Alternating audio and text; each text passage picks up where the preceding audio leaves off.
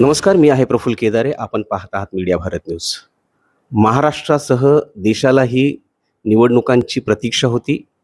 बहुप्रतीक्षेनंतर महाराष्ट्रातल्या निवडणुका पार पडल्या.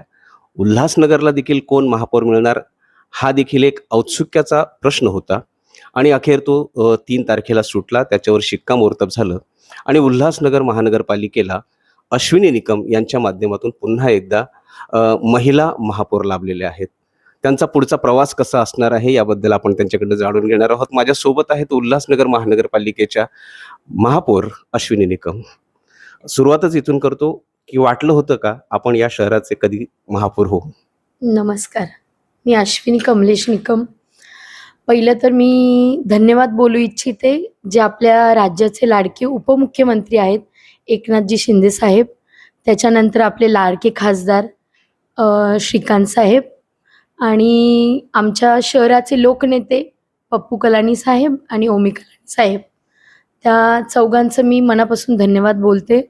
त्यांनी माझ्यावर एवढी मोठी जबाबदारी टाकलेली आहे आणि मी त्या जबाबदारीवर पूर्णपणे उतरेल याची मी ठामपणे आज ग्वाही देते. म्हणजे काम करताना असं कधी वाटलं होतं का आपण म्हणजे नगरसेवक हो ही तर खात्री होतीच, पण महापौर हो असं वाटलं होतं का? हे तर वाटलं नव्हतं, पण राज्याचे जे उपमुख्यमंत्री आहेत त्यांनी लाडकी बहीण योजना आणली आणि त्यांनी पूर्ण राज्यामध्ये जिथे पण उपमहापौर महापौर बसलेत 90% महिलांना बसवलंय. त्यांनी लाडक्या बहिणींना एक हक्कानी बसवलेलं आहे की बाबा बहिणी सगळं काही करू शकतात. आजकालच्या महिला या इतक्या सक्षम झालेल्या आहेत की चूल आणि मूल नाही राहिलेले आहेत. त्यांना सगळ्या म्हणजे सगळ्या भागात त्या काम करू शकतात, राजकीय भागात काम करू शकतात, सगळ्या म्हणजे सक्षम झालेल्या आहेत. आता तुमच्यावर प्रामुख्याने 3 जबाबदाऱ्या आहेत. एक तर ओबीसी समाजाची अपेक्षा आहे तुमच्याकडनं, दुसऱ्या महिला म्हणून महिलांच्या अपेक्षा आहेत आणि तिसऱ्या या उल्हासनगर शहराच्या तुमच्याकडनं अपेक्षा आहेत त्या महापौर म्हणून. या तिन्ही अपेक्षांना कसं खरं उतरा? पहिले तर मी एक महिला म्हणून आपल्या ज्या सावित्रीबाई फुले होत्या त्यांना पहिलं नमन करेल की त्यांनी जर हा पाऊल उचललं नसतं त्यांनी तर आज मी एक महिला म्हणून इथे बसू शकली नसते. आणि डॉक्टर आंबेडकर त्यांच्यामुळे पण आज आम्ही इथे बसू शकतोय. त्यांनी जो महिलांसाठी उठाव केला, जे कायदे आणले ते आपल्याला आता त्याच्यामुळे मी इथे बसू शकली आहे आणि माझ्यासारख्या कित्येक महिला बसलेल्या आहेत. हां, आणि राहिला महिलांचा प्रश्न तर मी पहिलं माझं एकच काम असेल की उल्हासनगर शहरातली एकही महिला शिक्षणापासून वंचित नाही राहणार आणि ती स्वतःच्या पायावर उभी असेल. फुल ना फुलाची पाकळी काही ना काहीतरी ती काम करेल, ती नवऱ्यावर अवलंबून राहणार नाही. याचं मी प्रयत्न नक्की करेल आणि ते मी पूर्ण करेल. शहराची आपण पाहतोय बराच काळ जो होता प्रशासक होते, कोणी जाब विचारणारा नव्हता. या काळामध्ये अनेक अनागोंदी झाले, शहर विकासापासून थोडं मागे गेले. आता महापौर पदाची सूत्र हातात घेतल्यानंतर याला लगाम कसं लावणार? पहिले तर 4 वर्ष निवडणुका झाल्या नाही, त्याच्यामुळे अधिकारी सुसाट आहेत, सगळे अधिकारी सुसाट आहेत. आज मी स्वतः पूर्ण कॉर्पोरेशनचा दौरा केला, कोणी वेळेवर येत नाहीये. मी पहिलेच मीटिंग ठेवली की उद्यापासून मला सगळे वेळेवर पाहिजेलेत. 10 म्हणजे 10ला तुमचं रिपोर्टिंग टाइम पाहिजेल.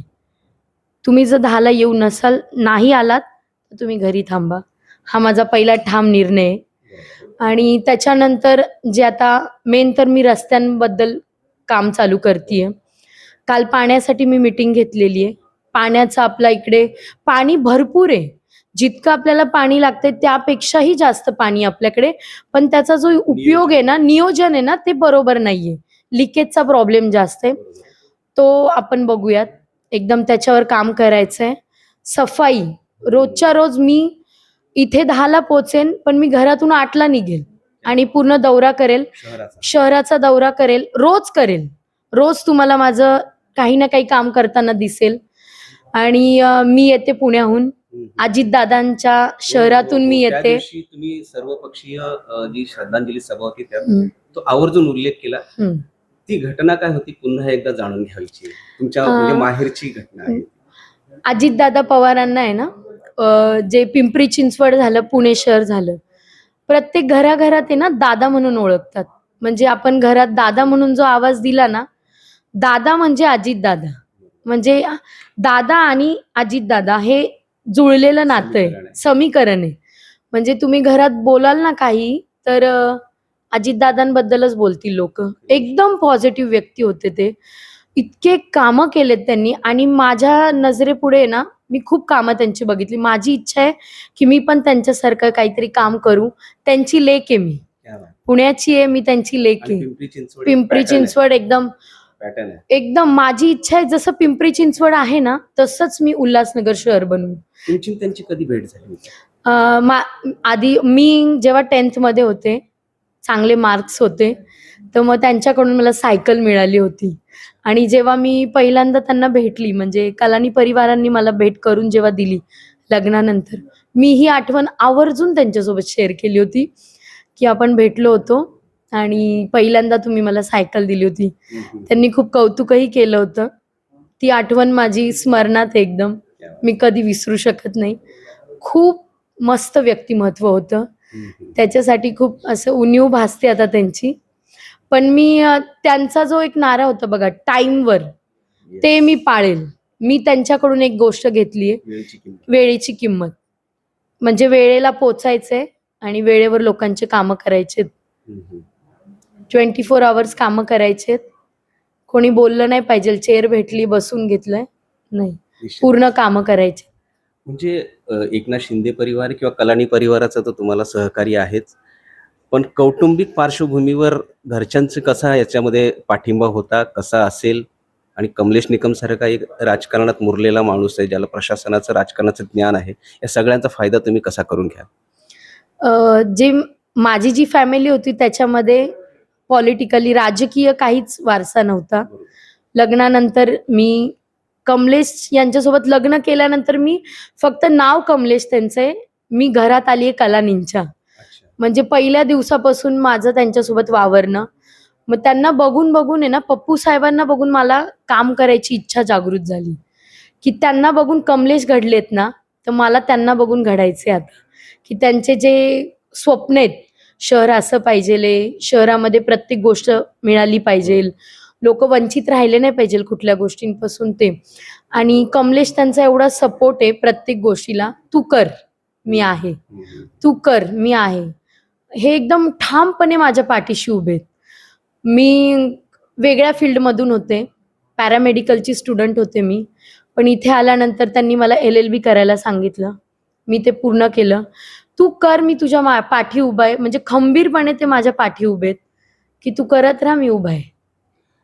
तुमच्या कारकिर्दीमध्ये शहराला असं काय देऊ शकता, की अश्विनी निकम हे नाव येणाऱ्या 100 वर्षामध्ये लोकांच्या लक्षात राहील?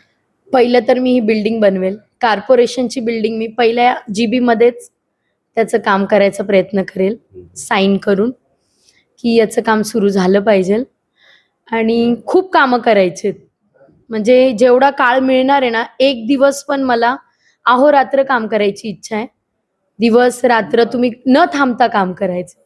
कोणी म्हटलं नाही पाहिजे चेअर भेटली काम करत नाहीये. सर्व पक्षांना सोबत घेऊन चालणार. सगळ्या पक्षांना सोबत घ्यायचं, कोणाला नाराज करायचं नाहीये. सगळ्या पक्षांना सोबत घेऊन काम करायचंय. वरिष्ठांनी माझ्यावर जो विश्वास दाखवलाय त्याच्यावर मला खरं उतरायचंय. अश्विनी निकम यांनी सज्जड दम भरलेला आहे, की प्रशासनाची कोणतीही कुचराई जी आहे ती सहन केली जाणार नाही. वरिष्ठांनी जो विश्वास दाखवलाय तो सार्थ ठरवायचा आहे आणि उल्हासनगरला असं काहीतरी देऊन जायचंय.